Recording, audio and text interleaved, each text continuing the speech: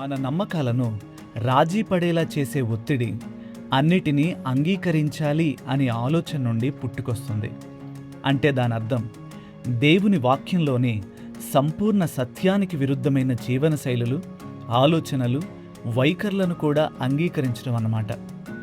నేడు ఇరాక్ అని పిలువబడుతున్న నాటి బబులోను దేశంలో ప్రజలు కేవలం సమాజం నుండి మాత్రమే ఒత్తిడిని ఎదుర్కోలేదు. రాజైన నెబుకద్నెజర్ యొక్క ఎత్తైన ప్రతిమకు నమస్కరించాలని ఏకంగా ఆ దేశంలో చట్టమే చేయబడింది. ఆ చట్టాన్ని ధిక్కరిస్తే మరణశిక్ష తప్పదు.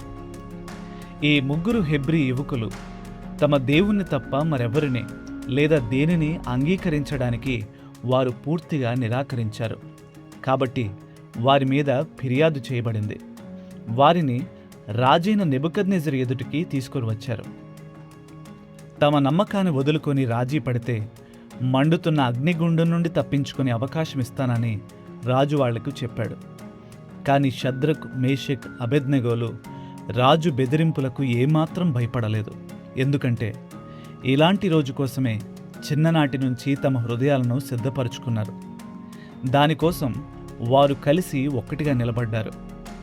వారి విశ్వాసం అగ్నిగుండంలోకి కూడా వెళ్లే ధైర్యాన్ని వారికిచ్చింది. అయితే దేవుని శక్తి వారిని సురక్షితంగా బయటకు తీసుకొచ్చింది.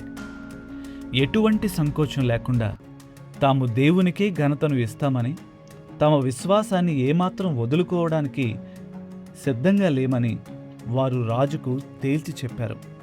దాని ఫలితంగా అన్యుడైన రాజు కూడా ఈ విధంగా రక్షించగల దేవుడు మరొకడు లేడు అని దేవుణ్ణి మహిమపరిచాడు. బైబిల్ ఇన్ఫ్లుయెన్సర్స్ అనే సిరీస్ మీకు ఆశీర్వాదకరంగా ఉంటే మా ఈ ప్రయత్నానికి లైక్, షేర్ అండ్ సబ్స్క్రైబ్ చేసి మమ్మల్ని ప్రోత్సహించండి.